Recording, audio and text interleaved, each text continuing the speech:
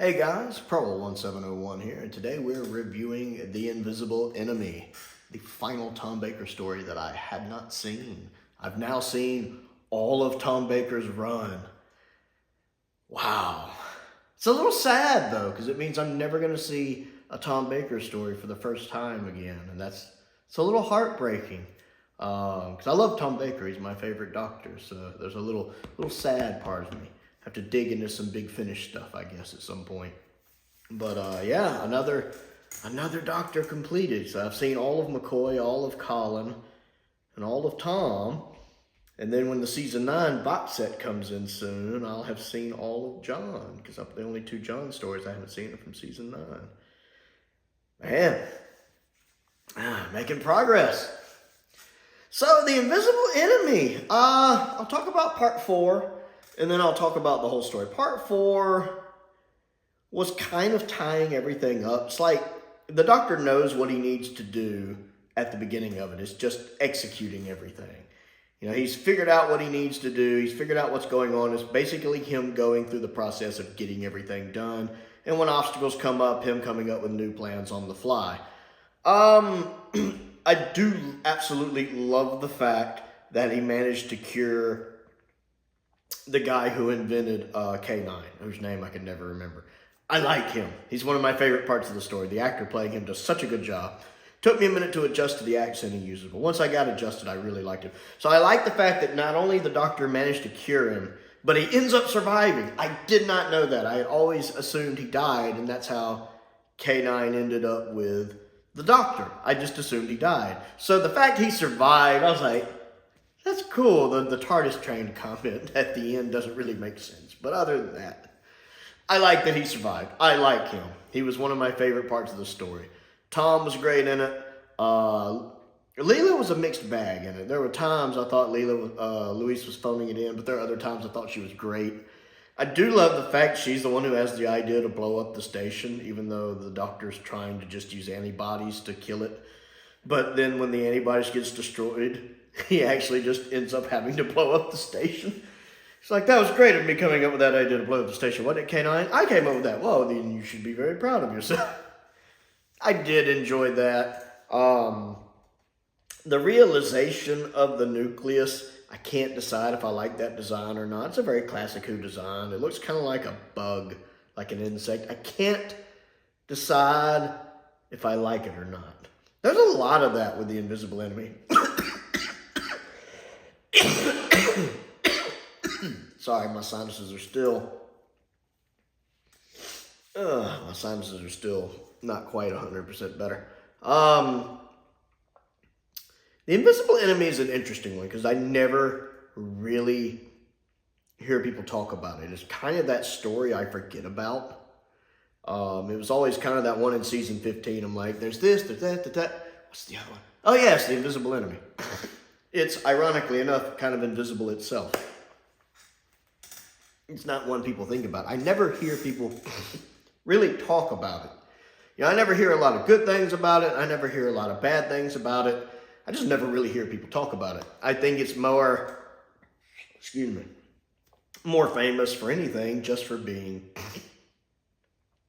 K9's first story. That's kind of his claim to fame. It's K9's first story. Now, I'm not the biggest fan of Dave Martin and Bill Baker's stories to begin with, to be honest. I don't think there's too many of theirs that I'm just like, that's essential Doctor Who. Most of their stories kind of fall into the, that's all right. I like that, I guess. Like, I like Nightmare on Eaton. It's not anything to write home about, but I know Bob Baker's solo on it, but I like it. I can't remember all their stories right off the top of my head. But most of their stuff, I think is kind of middle of the road, to be honest. I'd have to look up all of their Doctor Who stories to really say for sure, but most of their stuff I think is kind of middle of the road. And Invisible Enemy is, I don't think it's bad. I don't really think it's good. It's just kind of there. Like I said, having gone through it, my end thoughts just kind of, it has some stuff I think's neat, some stuff I think's kind of boring. Again, Tom's fine in it. Leela's hit or miss in it. And I like the guy playing the inventor of K9, the actor and the character. And K9's fine in it. I like K9 in it. I like the updated effects because I did watch it with the updated effects, and the updated effects look really good. Especially the laser blast. I love when they update laser blast. Those look a lot better. The story's kind of... I don't know. I don't really have a lot of thoughts on it. It's just kind of there. It's not one I'm going to go back and revisit anytime soon, although maybe when the box set for season 15 comes out, I'll watch the original special effects version and do a review of it.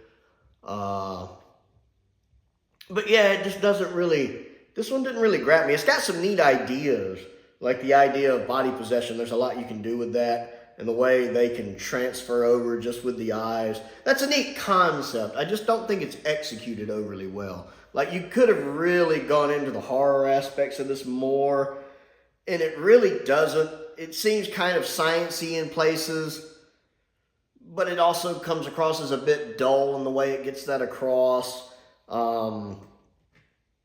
There's just so many different things going on in season 15 tonally. I mean, you have some of the stuff that feels like it belongs in the Hinchcliffe seasons, like Horror of Fang Rock and Image of the Findal, which are very much horror stories and two of the best of the season. But then you see where it starts to get away with that, with here an Invisible Enemy, where the story that can't seems to figure out tonally what it wants to be. And then Underworld, which is vastly different, while still being good. I like Underworld. It's very underrated. Then you have Sunmakers, which is definitely satire, very good satire, and I love the Sunmakers, but different. And then, of course, the Invasion of Time, which doesn't quite work because the budget's just gone. It's a very mixed bag overall this season. I'm going to have to do a ranking video for the season now at some point, now that I've seen it all. But yeah, at the end of the day, the Invisible Enemy, it's there. I understand why it's not talked about. There just doesn't seem much there, other than it being K9's first story. There doesn't seem much there.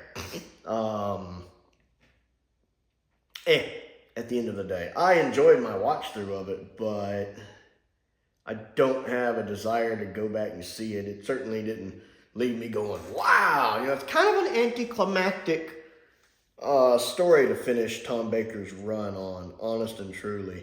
I still think I prefer, like, Nightmare of Eden, Creature from the Pit, and Horns of Nimon more, because they're all more interesting for different reasons.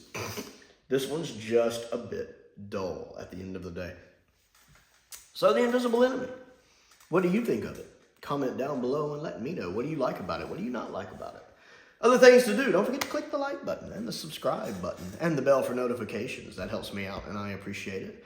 I also have a Patreon if you like what I do and like to support what I do. There's a link to that down in the description below. I want to give a shout out to some of my top tier patrons, Stephen Crane, Finn Perkins, and Colin Coney. I appreciate their support, as I do the support of all of my patrons. Excuse me. And I want to give a shout out to Simon. I appreciate him sending this and Snake Dance. It's nice to finally say I have seen all of the Fourth Doctor stories in classic Doctor Who. That's pretty cool.